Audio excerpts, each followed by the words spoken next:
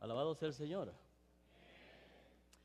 Gracias a Katy por esa interpretación musical, muy bonita canción, y va acople con lo que vamos a estudiar en esta hora. No nos pusimos de acuerdo, yo ni siquiera sabía que ella iba a cantar, así que hay algunos elementos que ella mencionó en su canción que vamos a tocar en nuestro estudio de hoy. Pueblo de Jesucristo, ¿cómo se sienten hoy? ¿Bien?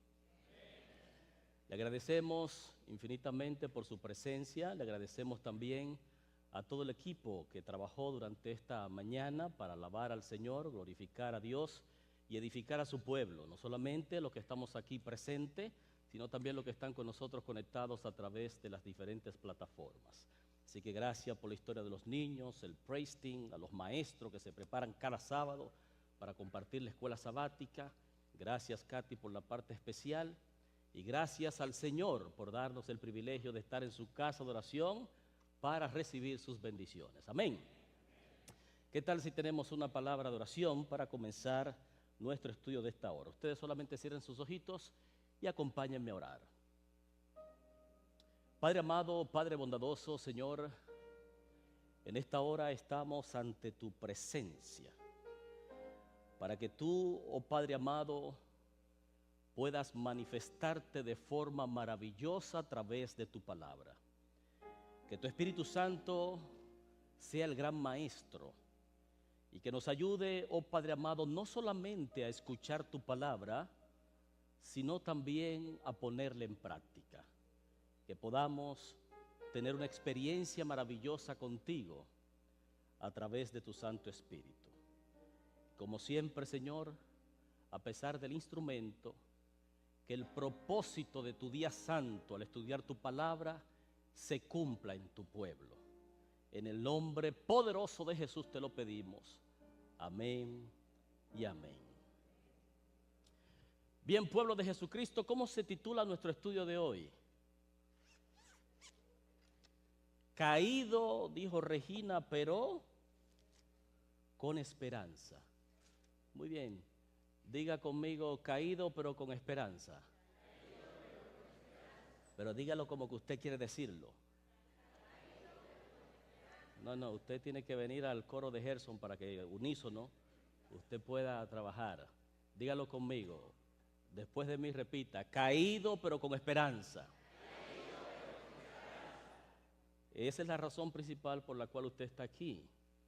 Y lo debemos decir porque todos nos vamos a retratar, es decir, a tomarnos una fotito dentro del estudio de esta hora. Abra su Biblia conmigo en el libro de Proverbios, capítulo 24. Hay dos palabras específicas que queremos estudiar en el texto que vamos a compartir con ustedes. Y ustedes que están con nosotros a través de las redes sociales también, ponga allí en pantalla, caído pero con esperanza. Ese es nuestro título de hoy, Proverbios capítulo 24, verso 16. Cuando usted lo tenga, diga amén. Leemos en el nombre del Padre, del Hijo, con la bendición maravillosa del Espíritu Santo, y la iglesia dice, amén. Porque 7 veces cae el justo y vuelve a ¿qué cosa? A levantarse, mas los impíos caerán ¿dónde? En el mal. Déjeme hacerle una pregunta. ¿Usted se ha caído alguna vez? Sí. Ustedes saben que ¿qué es lo primero que uno hace cuando se cae? Hay diferentes versiones. Déjeme decirle mi percepción. Déjeme, porque pues yo fui niño, pasé por esa experiencia, soy adulto, paso por esa experiencia también. Así que es posible que usted se pueda identificar con lo que voy a decir. Si es un niño, por ejemplo, que se cae, lo primero que hace es ver si alguien lo está viendo. ¿Sí o no? Sí, lo primero que hace es ver si alguien lo está viendo, porque de eso va a depender su reacción. Si se cayó, miró y se dio cuenta que alguien lo vio cuando se cayó, ¿qué hace el niño? Comienza a llorar. Usted sabe de eso. Comienza a llorar. Pero si el niño se cae y mira y ve que nadie lo estuvo viendo, que nadie lo vio, entonces se levanta, tranquilito como que si nada pasó y hace creer que nada pasó. Obviamente siempre y cuando no es una caída fuerte donde ya hay lesiones ni nada por el estilo, sino si son esas caíditas que normalmente los niños se dan cuando están jugando y cosas así. Pero ¿qué pasa con el adulto? El adulto es diferente, ¿sí o no? Cuando el adulto se cae, ¿qué es lo primero que hace? No es mirar, es levantarse rápido. Y después que se levanta, entonces comienza a mirar y si ve que alguien lo vio, hace creer que nada pasó, que eso fue una cosita sencilla. Eso. Comienza a limpiarse. ¿Sí o no? ¿Están de acuerdo conmigo? Sí, es la realidad. Es la forma de nosotros reaccionar. El niño reacciona diferente dependiendo si se dio cuenta, si se percató que alguien lo vio o no lo vio. El adulto actúa también diferente por ser adulto. Simple y llanamente hace creer, y créame, el adulto puede romperse un tobillo, puede romperse un brazo, puede rasparse, puede darse en la cabeza y se levanta como que si nada pasó. No, eso es una cosita, un asunto sencillo. Normalmente nosotros actuamos así, pero la realidad general, el punto general es que ambos terminan haciendo ¿qué cosa? Levantándose. Al final, el adulto termina levantándose y el niño también termina levantándose. Ese es el significado, especialmente de la primera palabra que nosotros vamos a estar analizando en Proverbios capítulo 24, verso 16. En Proverbios 24, 16 hay dos verbos. Un verbo que se repite dos veces. ¿Cuál es? Lea el texto nuevamente conmigo, léalo detenidamente y evalúe allí y dígame cuál es el verbo que se repite dos veces en el texto. Muy bien, caer. Pero nosotros podemos sacar y decir, bueno, la segunda parte que dice caerán viene de la raíz del verbo caer y caer viene del verbo caer también, es el verbo per se en su forma normal. Y nosotros decimos, bueno, caer y caer. En hebreo, las dos palabras son diferentes. Y dicho sea de paso, cuando dice la primera parte de Proverbios capítulo 24, verso 16, porque 7 veces cae el justo, no es un justo perfecto. El término justo aquí no está identificando a una gente impoluta, a una gente perfecta, a una gente que no comete errores, a una gente que no pasa por crisis, a una gente que no pasa por necesidades, a una gente que no cae en situaciones de depresión, a una gente impecable. Ese no es el justo del cual está mencionando Proverbios 24, 16. Dicho sea de paso, el verbo en la primera oración modifica al justo, porque el verbo dice, ¿cuántas veces caerá el justo? 7 veces caerá. Entonces ya la palabra caerá el justo o cae el justo no necesariamente está hablando de un justo perfecto. ¿Captan el punto?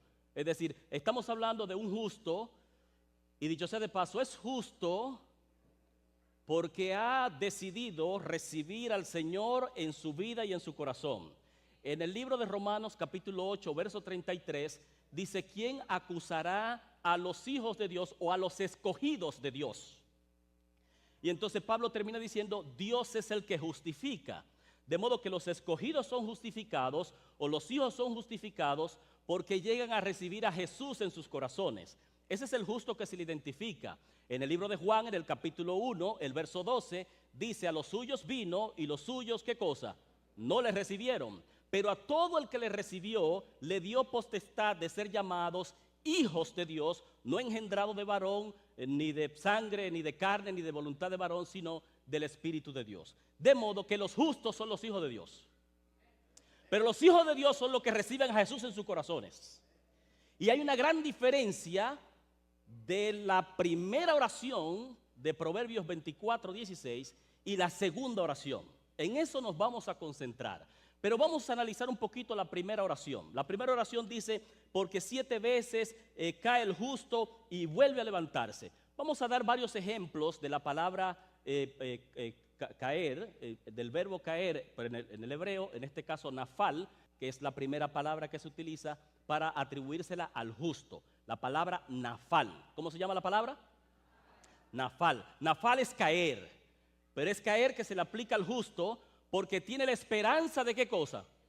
De levantarse. No es un caer para quedarse en el piso, sino un caer para levantarse. Y hay algunos ejemplos que podríamos nosotros señalar. En el libro de Job, en el capítulo 1, verso 1, Dios allí está dando una descripción de Job impresionante. Dice: Job, varón justo, perfecto, recto, temeroso de Dios y apartado del mal. Es una descripción que Dios da de un justo, de una persona que confía en Dios, que ama a Dios, una persona que ha decidido entregar su vida al Señor y que ha decidido transitar en esta vida bajo la dirección del Todopoderoso, sin importar lo que enfrente en el camino. Si usted se lee la narración, yo sé que usted ha leído muchas veces el libro de Job y se ha predicado mucho de eso, pero si usted le da una repasadita al verso 13, del verso 13 al verso 19, usted va a notar que todo lo que le llega a Job es catastrófico. Todos son noticias malas. Pierde el ganado, el pasto, a sus hijos. Todos son noticias malas y son noticias que vienen una detrás de la otra. No le da tiempo a terminar al que está dando la noticia cuando ya hay otro en fila para darle la siguiente mala noticia.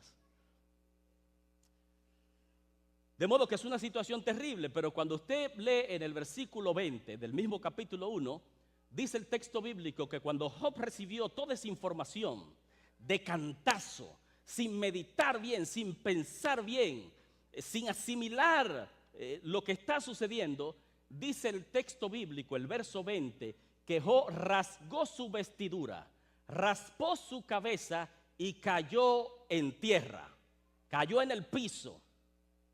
Todas las cosas que recibió, todas las malas noticias, lo llevaron a estar en una crisis. Cayó en el piso, dice el texto, es la palabra nafal en hebreo que se utiliza aquí en Jeremías 24, 16. Proverbios. Job está tirado en el piso, cayó en el piso. Y en el piso, estas fueron las palabras que mencionó. Verso 21, él dice: desnudo salí del vientre de mi madre y desnudo volveré al seno de la tierra. Jehová dio, Jehová quitó. Sea el nombre de Jehová bendito.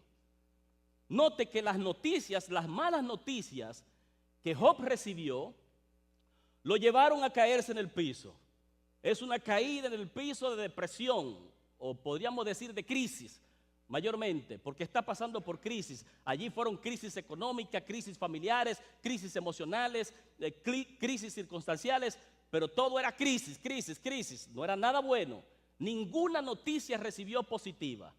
Y allí está Job en el piso y sus palabras, lo que salió por su boca, no eran cosas de maldiciones, ni enojándose con Dios, ni desviándose de los caminos del Señor, ni diciéndole: Señor, no creo más en ti, porque yo he confiado en ti desde que entré a la iglesia, desde que nací te he servido. Y todo lo que he enfrentado son cosas terribles, difíciles. No quiero más nada contigo, me has abandonado. Esas no fueron las expresiones de Job, sino más bien reconoció que si él había tenido algo en la vida era por la gracia del Todopoderoso. Y que si Dios tuvo a bien permitir que él pasara por esa crisis, Dios sabrá por qué lo permitió. Pero Job no abandonó a Dios por las crisis que enfrentó.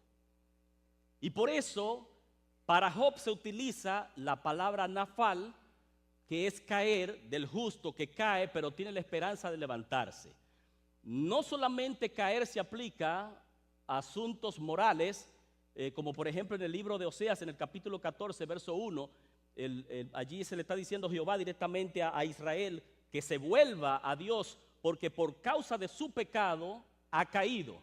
Ese caído es un aspecto moral, es decir, le falló a Dios, se olvidó de Dios, violó sus principios, se alejó de Dios. Esa es una caída también, y se utiliza la misma palabra nafal. De modo que nafal no solamente cae cuando tú le fallas a Dios, sino que también cae en el sentido de estar en una crisis provocada por circunstancias de la vida o por las cosas que tú enfrentas normalmente. De modo que eso es importante que nosotros podamos entenderlo. Otro ejemplo de la palabra nafal, y es importante esta declaración porque pues tiene algunas connotaciones interesantes allí. En el libro de Segunda de Reyes, en el capítulo 1, verso 2, Ocosías, el rey Ocosías, el rey de Israel, tenía una casa en Samaria y de la sala, de una ventana de la sala, se cayó. Y dice el texto que se enfermó. Esa palabra que se cayó, aunque Ocosías era hijo de Acab y Jezabel y había sido instruido en cosas terribles, malas, no fue una persona positiva ni buena, pero fíjese que para la caída de Ocosías, que era rey de Israel, se utiliza la palabra Nafal. Eso indica que había esperanza de que él se sanara de su enfermedad, de que él se recuperara, de que él se levantara y de que él cambiara su rumbo.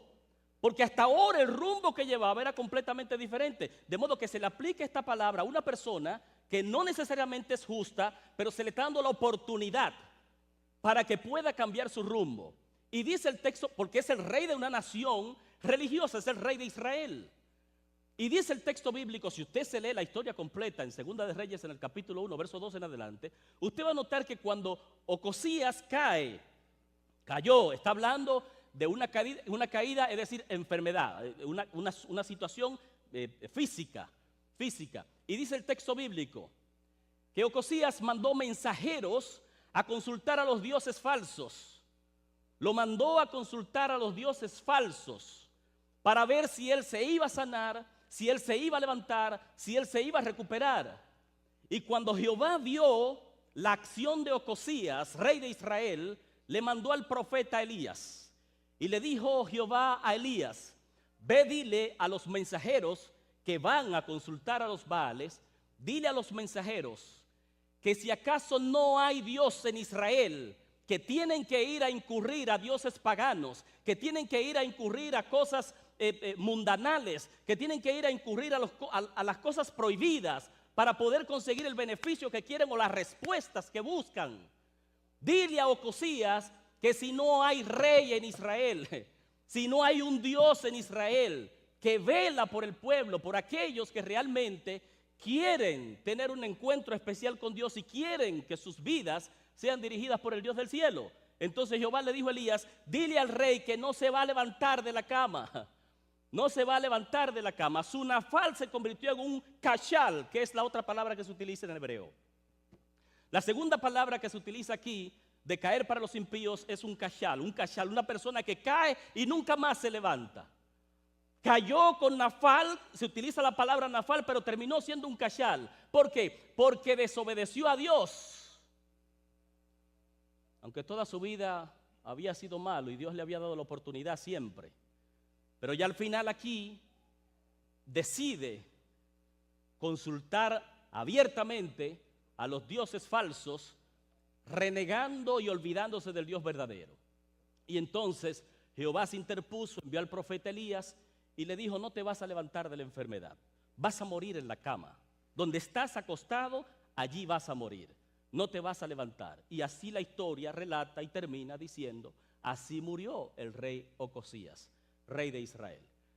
¿Era el propósito de Dios, la voluntad de Dios de que muriera en la cama? No, era la voluntad de Dios de que se levantara, de que reconociera sus malas acciones, de que cambiara el rumbo en el camino en el que llevaba. Iba camino a la deriva, al abismo, y Dios quería impedir de que eso sucediera. Pero a pesar de las oportunidades que Dios le había dado, él decidió finalmente rechazar los consejos divinos. Y por eso fue a consultar a los Baales o a los dioses falsos. De modo, pueblo querido, que nosotros tenemos un concepto de Dios diferente, y es bueno que nosotros podamos concatenar todo lo que estoy diciendo ahora porque es importante para nuestra vida espiritual. Normalmente, cuando nosotros andamos con nuestros niños, no importa en cualquier lugar a donde andamos, hay una diferencia. Yo le pregunto a ustedes: ¿hay una diferencia de que el niño me agarre la mano y camine conmigo a que el padre agarre la mano del niño? ¿Hay una diferencia o no?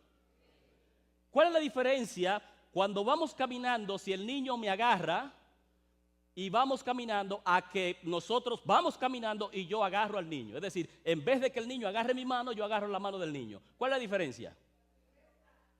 Ajá, sí, allá.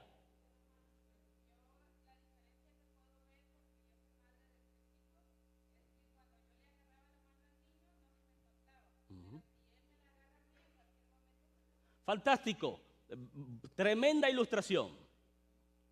Mientras el niño es agarrado por la madre o por el padre, está sujeto. Y el niño puede tropezar, pero es difícil que se caiga, porque está sostenido por la mano del papá o de la mamá. Pero si el niño es el que está sosteniendo al papá o a la mamá, es débil. Y de momento puede tropezar, y cuando tropieza, ¿qué es lo primero que hace? Soltar. Y cuando suelta, se cae. Se cae. De modo que en la vida nuestra, en la vida cristiana, nosotros actuamos muchas veces como niños y Dios como el Padre. Y aunque a veces Dios está, porque esto es otra cosa, puede un niño, a pesar de que está agarrado por el Padre, puede un niño forcejear y soltarse del Padre, ¿sí o no? Sí, puede hacerlo, puede hacerlo. Cuando nosotros comenzamos a forcejear, si Dios nos tiene sostenido en sus manos y nosotros comenzamos a forcejear, Dios nos suelta, porque Dios no nos tiene en contra de nuestra voluntad. Usted está aquí porque usted quiere, porque usted quiso, porque usted decidió. Si usted quiere que Dios dirija su vida, Él la va a dirigir, pero usted le permitió. Pero el día que usted cierre esas puertas, pues Dios es muy cortés.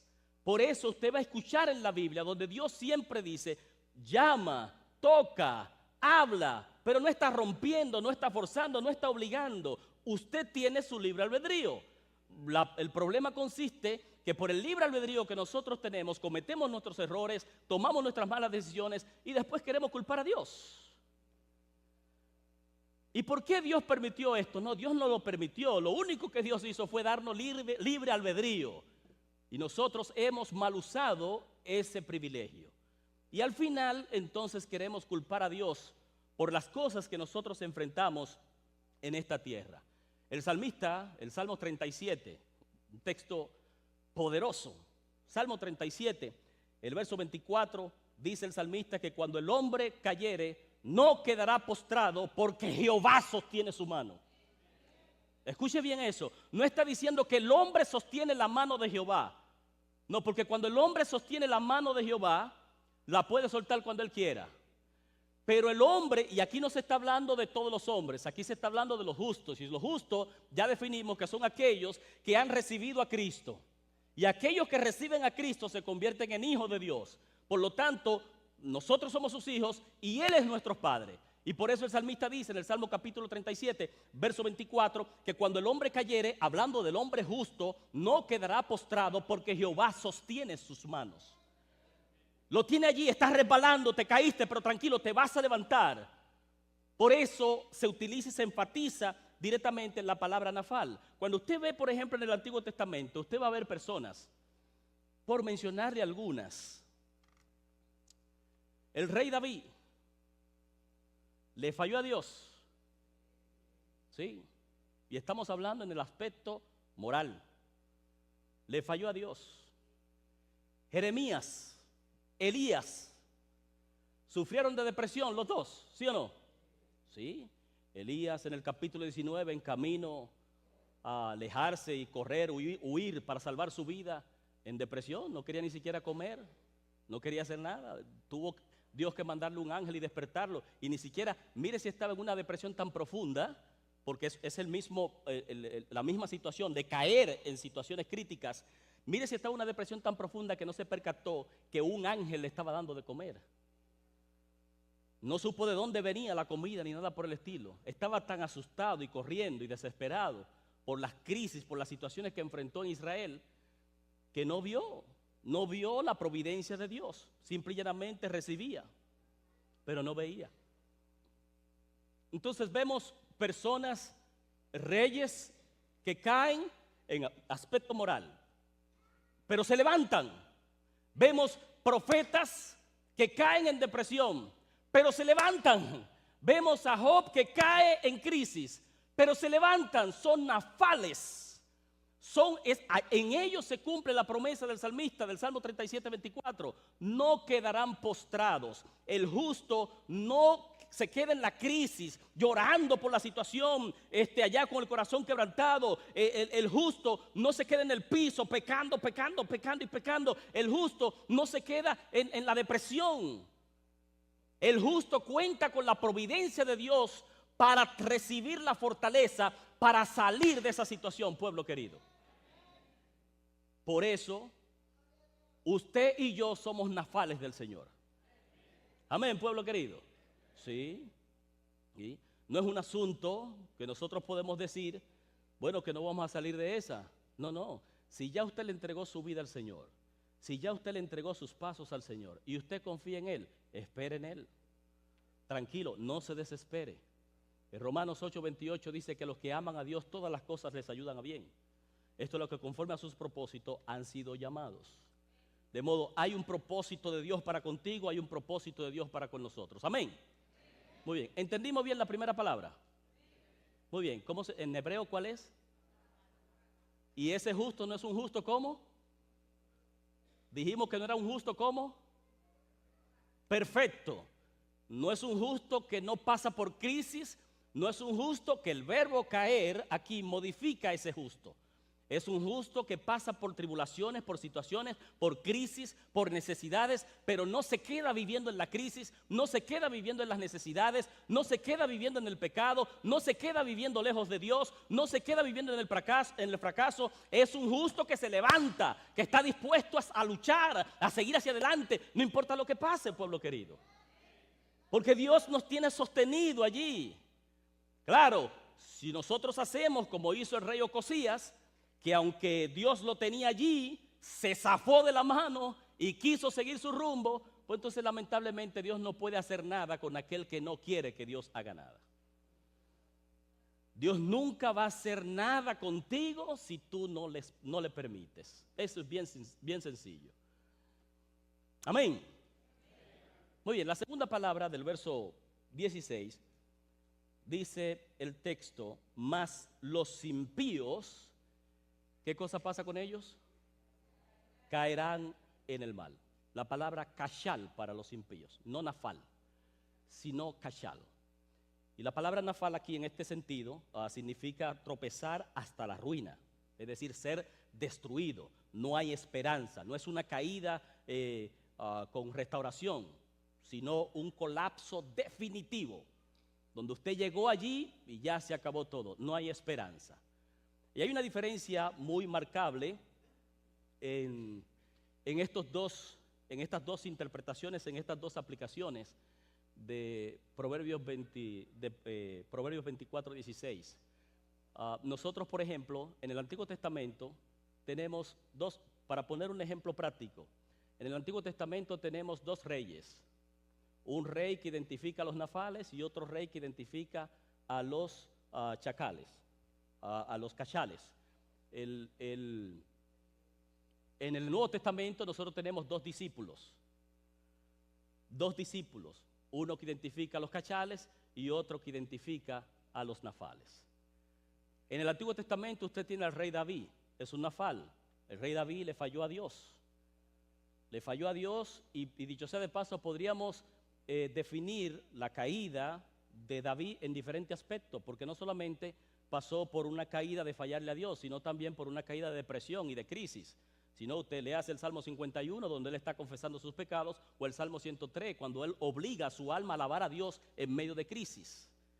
De modo que pasó por situaciones terribles. Pero David no se quedó viviendo bajo esa circunstancia, porque entendió que el propósito de Dios para él no era que viviera toda su vida lamentándose por las cosas malas que había hecho. Las cosas malas del pasado no son las que deben definirte a ti hoy. Si tú todavía estás viviendo la vida del pasado, nunca podrás aprovechar tu presente y tu futuro es incierto. Porque el hecho de que en el pasado tú hayas vivido una vida terrible no necesariamente indica que esa tenga que ser tu vida hoy o que tenga que ser tu vida mañana. Por lo tanto, tenemos al rey David identificando a los nafales que caen en depresión, a los nafales que caen, que le fallan a Dios, a los nafales que están en crisis, pero los nafales que están sostenidos, que están agarrados de la mano de Dios y que Dios tiene su mano sostenida y que se levantan por la gracia del Señor. Pero usted va a tener a los cachales, a los Saúl, el rey Saúl, que era un nafal. Pero el rey Saúl nunca dejó que Dios sostuviera sus manos. El rey Saúl sostenía la mano de Dios y en el momento de la crisis la soltó. En el momento de las circunstancias soltó la mano. Y por eso terminó. Y lo interesante que los dos ejemplos, el ejemplo del Antiguo Testamento y el ejemplo del Nuevo Testamento, ambos se suicidaron, ambos se quitaron la vida. Dando una representación completa del fin. Es el cachal es una caída definitiva, es una caída sin esperanza. Y no es una caída sin esperanza porque no haya esperanza en Dios, es porque la persona no decidió, pueblo querido, porque la persona decidió quedarse en ese mundo, porque la persona decidió quedarse viviendo este tipo de vida. Es una decisión personal de uno, no tiene que ver con Dios directamente. Dios siempre procura el bien, Dios siempre procura lo bueno para nosotros, pero nosotros tenemos la oportunidad de elegir. Si yo quiero vivir hoy lo que he vivido toda mi vida en el pasado, pues up to me. Si quiero cambiar ese rumbo, también es opción mía. Yo tengo el poder de cambiar mi rumbo, porque Dios está dispuesto a cambiarlo siempre. Dios siempre está dispuesto a abrirnos las puertas y cambiar ese rumbo. Amén, pueblo querido. En el Nuevo Testamento tenemos a Pedro y a Judas. Bonito ejemplo, ¿sí o no? Sí, Pedro fue un nafal. Le falló a Jesús, lo negó 3 veces. Y Judas también le falló al Señor, lo vendió.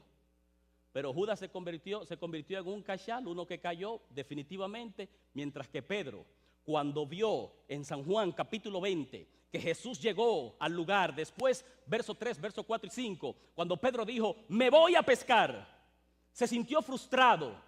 Pedro se sintió frustrado porque dijo, yo pensé que él era el que iba a traernos bendición, a redimir a Israel, a sacarnos bajo la opresión del yugo romano, y ahora está muerto. Me voy a pescar. Decidió irse al mundo nuevamente, a su mundo, a su vida antigua, y se quitó su ropa de misionero, de pescador de hombre, y se puso su ropa de pescador de peces. Y los demás le dijeron, nosotros también nos vamos contigo. Eso se llama decepción. Fueron decepcionados, se sintieron decepcionados. Y Jesús llegó casi amaneciendo, y le preguntó, ¿cuántos pececitos tienen? ¿Le ha servido cambiar el rumbo? ¿Le ha servido volver a su vida antigua? ¿Le ha servido olvidarse de mí, apartarse de mí, olvidarse de mis principios? ¿Le ha funcionado eso? Dígame, ¿cuántos pececitos han pescado? Y Juan le dice, no, ni uno. No, desde anoche hasta ahora, ni uno. Y Jesús le dijo, tírenla hacia la derecha y van a ver cuántos peces van a tomar. Y se fue. Juan, que es el que escribe, pero el texto no dice Juan, sino dice el discípulo amado, se dio cuenta que el que estaba allí era Jesús. Y le dijo a Pedro, Pedro es el maestro. Da gusto ver, cuando Pedro escuchó que era el maestro que estaba allí y que le dijo eso, da gusto ver cómo Pedro se puso su ropa nuevamente, dice el texto, se lanzó al agua, no esperó que la barca ni siquiera llegara a la orilla, se lanzó al agua y corriendo allá desesperado por llegar a donde estaba Jesús, porque él entendió que era la oportunidad de su vida, mis amados. Cuando Jesús te da una oportunidad, aprovéchala. No la desperdicies, porque tú no sabes si habrá una tercera o una cuarta. Cuando Pedro vio esa oportunidad, no la desperdició. Corrió ante él y llegó allí y se dio cuenta que cuando Jesús le preguntó que cuántos pececitos tenían, no era porque él no tenía pez para comer, porque había un pescadito ya en el horno allí y un pancito. Le está dejando saber, yo lo que quiero es que tú sepas que cuando yo te llamé, tú estabas pasando por una crisis. Y en medio de una crisis tú me abandonaste. Pero te diste cuenta que regresando a tu vida antigua no era la solución al problema. Porque llegaste a la misma condición, a la misma situación en la que estaba antes. Entonces, ¿valió la pena abandonar al Señor? ¿Valió la pena apartarse de Jesús? No. Pedro reconoció. Después de ese encuentro con Jesús, la vida de Pedro cambió. Cambió tanto, tanto, tanto, que en el mismo lugar donde negó al maestro, dijo, no, a mí crucifíquenme con la cabeza para abajo. En ese mismo lugar dijo, testificó acerca del maestro, del Dios del cielo, de su fe, de su decisión, de su firmeza en la palabra del Señor. ¿No es eso maravilloso, pueblo querido? Pero no vamos a encontrar eso en el caso de Judas. Judas tuvo todos los beneficios que tenían los demás. Participó de todos los eventos, dicho sea de paso, hasta milagro hizo. Estuvo dentro de los 70, cuando vino a dar el reporte a Jesús y decir hasta los demonios se nos sujetan. Estaba contento allí, participó de todo. Participó de los servicios de canto de la iglesia. Participó de los programas. Fue tesorero. ¿Cuántas cosas, qué tantas cosas no hizo Judas? Sin embargo, Judas estaba agarrando la mano del Señor. Y en el momento de la crisis la soltó. Y en el momento de la ambición lo soltó. Prefirió las cosas materiales antes que al gran maestro. Y al final, la culpabilidad, en vez de permitirle levantarse y venir, porque la Biblia dice, Jesús dice, el que viene a mí, yo no le echo fuera. Clamad a mí y yo te voy a responder. Lucas 11:13, Dios está más dispuesto a bendecirnos que nosotros a recibir su bendición. De modo que en vez de él tomar la iniciativa de venir ante los pies del maestro, de humillarse, de pedir perdón, lo que hizo fue que se quitó la vida. Y lamentablemente, pueblo querido, en esa situación, en esa condición, nos encontramos muchos, cuando tomamos las malas decisiones en nuestras vidas. Hay una realidad en los justos de Proverbios capítulo 24, verso 16, y es que los justos son probados. O sea, la causa mayormente de la caída es por asunto de prueba, tentaciones, crisis, errores que se cometen en la vida, pero el justo recibe restauración, recibe crecimiento, se levanta y puede convertirse en una nueva criatura en Cristo Jesús. Amén. ¿Sí? Porque el justo se arrepiente y la fe crece. Ese fue el ejemplo de David, ese fue el ejemplo de Job, ese fue el ejemplo de todos los patriarcas y los profetas, que de ellos tenemos récord nosotros hoy. Pero en cuanto al impío, la razón por la cual la palabra cashal lo define como algo permanente, como una ruina, una derrota, es por su consistencia y persistencia en el mal, por su persistencia y consistencia en las cosas negativas. En pocas palabras, las crisis lo revelan, la rebelión, el pecado, la persistencia, lo lleva. ¿Cuáles son las causas finales? Lo lleva a una ruina completa, a una destrucción. Y finalmente lo que hace es que endurece el corazón y en vez de ser transformados, son destruidos por sus propias decisiones. El Salmo 145, verso 14, dice que Jehová sostiene a todos los que caen y levanta a todos los oprimidos. Dios está dispuesto a levantar a todo el que esté en el piso. Si el que está en el piso reconoce que el Dios del cielo tiene el poder para hacer eso. Si hoy tú estás en el piso, no es porque Dios te quiere allí. Si hoy tú estás en depresión, no es porque Dios te quiere allí. Si hoy tú estás en pecado, no es porque Dios te quiere allí. Dios quiere traerte solución, Dios quiere traerte salvación. Dice en el libro de Miqueas, en el capítulo 7, verso 8, es interesante la expresión del profeta. Él le dice, no te alegres de mí, enemiga mía. No te alegres de mí, enemiga mía. Y ese no te alegres de mí, enemiga mía, usted puede interpretarlo, no te alegres de mí, crisis, no te alegres de mí, pecado, no te alegres de mí, depresión, no te alegres de mí, circunstancia, no te alegres de mí, falta de trabajo, no te alegres de mí, enfermedad, no te alegres de mí. Usted puede decir, no te alegres de mí, y usted puede ponerle el nombre que lo identifica a usted ahora. La crisis, la situación, lo que usted está enfrentando ahora mismo, póngale ese nombre.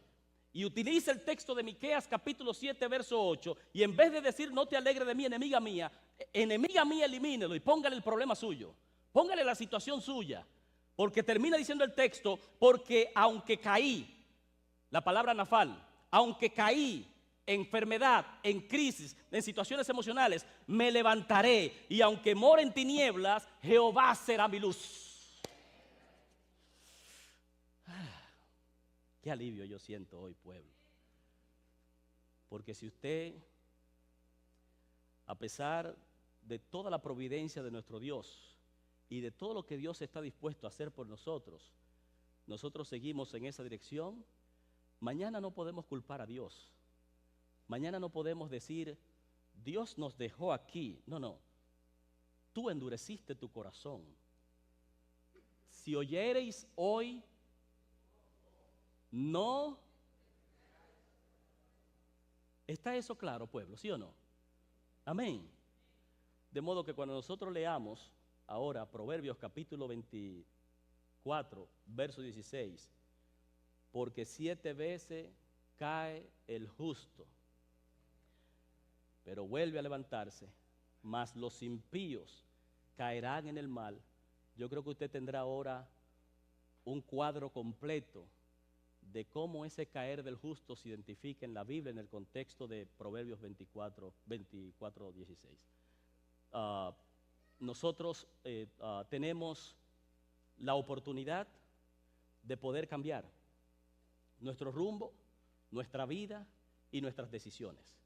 Y Dios está dispuesto a ayudarnos en el proceso. Dios está dispuesto a levantarnos. Siempre cuando Jesús hacía un milagro, todo el que estaba sentado se levantaba, el que estaba paralítico se levantaba, el que estaba enfermo se levantaba. Nadie se quedaba en el piso. Cuando Jesús llegaba a impactar la vida del necesitado, se levantaba. Aún los ciegos sentados se levantaban. Aún los que no tenían ningún tipo de enfermedad se levantaban también, solamente porque Cristo llegó a su vida. Entonces, si eso ha pasado en la Biblia, tenemos récord de todo eso, ¿por qué nosotros seguimos en el piso, pueblo querido? ¿Por qué nosotros seguimos lamentándonos con las cosas que no pudimos lograr o alcanzar, o por las cosas que nos pasaron en la vida? Dios nos llama, pueblo querido, a que nosotros podamos levantar nuestra cabeza y confiar en sus promesas. Yo quiero que usted diga conmigo, no te alegre de mí, enemiga mía. Dígalo así. Porque aunque caí, me levantaré.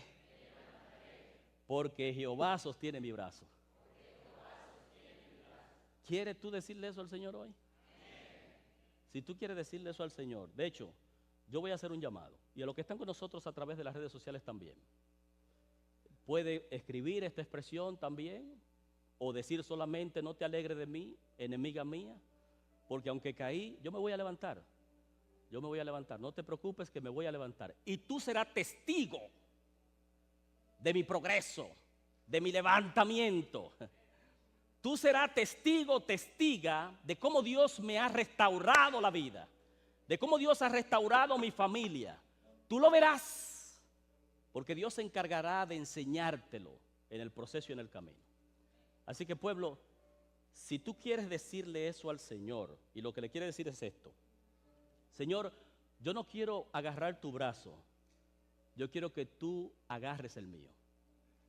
Sosténlo. Y aunque yo trate de zapatear y de, manténme con tu brazo poderoso sostenido y dame la oportunidad de ser un nafal y no un cachal. Amén, pueblo querido. ¿Quiere decirle eso al Señor? ¿Puedo verte en pie conmigo?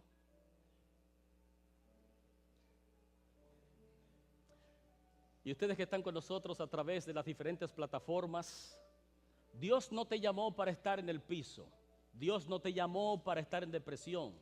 Dios no te llamó para estar sufriendo. Dios no te llamó para estar enfermo.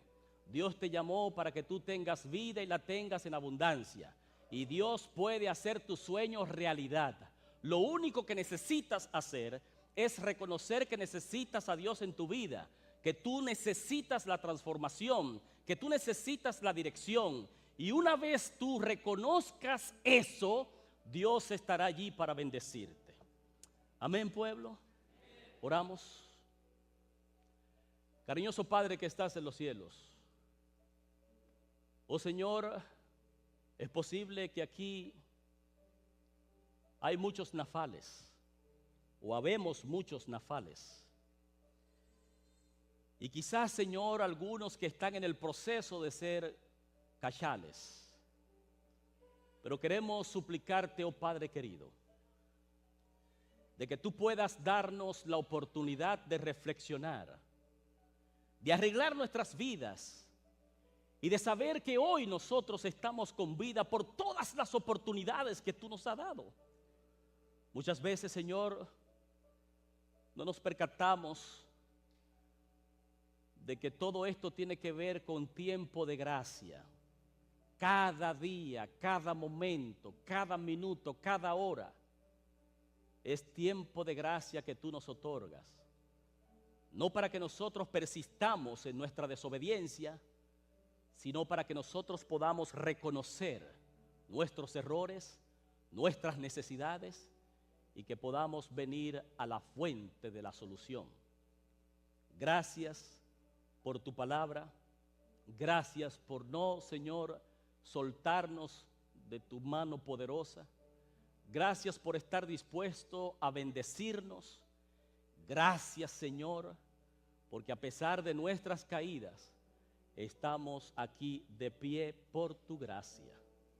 Bendice a tu pueblo aquí presente y bendice a todos aquellos que están conectados a través de las diferentes plataformas y ayúdanos, Señor, a poder decir en aquel día maravilloso: este es nuestro Dios, le hemos esperado y Él nos salvará. Gracias, Señor. En el nombre poderoso de Jesús te lo pedimos. Amén y amén.